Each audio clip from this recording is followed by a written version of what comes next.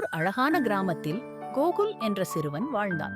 அவன் மிகவும் புத்திசாலி மற்றும் சுறுசுறுப்பானவன். அவனது கண்களில் எப்போதும் ஒரு கனவு இருந்தது, அதனால் எல்லா மக்களுக்கு மகிழ்ச்சி தருவது. ஒரு நாள் கோகுல் தனது நண்பர்களுடன் காட்டில் விளையாட சென்றான். அவன் ஒரு பழைய மரம் அருகே ஒரு சிறிய ஒளியை கண்டான்.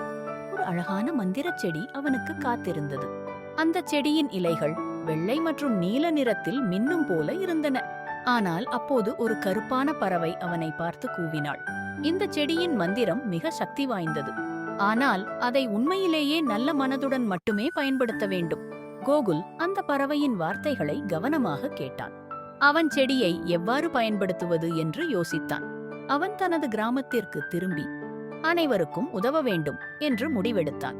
அந்த செடியின் மந்திரத்தை கொண்டு கிராமத்தில் உள்ள அனைத்து மக்களுக்கு மகிழ்ச்சி மற்றும் சந்தோஷத்தை கொண்டு வந்தான். கோகுல் மக்கள் மத்தியில் அன்பையும் நட்பையும் பரப்பியது. கிராமத்தில் உள்ள அனைவரும் ஒருங்கிணைந்து வாழ கோகுல் அவர்களின் நெஞ்சில் ஒரு சிறிய நாயகனாக மாறினார். கோகுலின் கனவுகளை உண்மையாக்கியது. அப்போது கோகுல் மனிதர்களுக்கான உண்மையான மந்திரம் அன்பும் இருதயமும் என்று உணர்ந்தான். அன்பும் நட்பும் பரவிய ஒரு மகிழ்ச்சியான கிராமத்தில் முடிந்தது.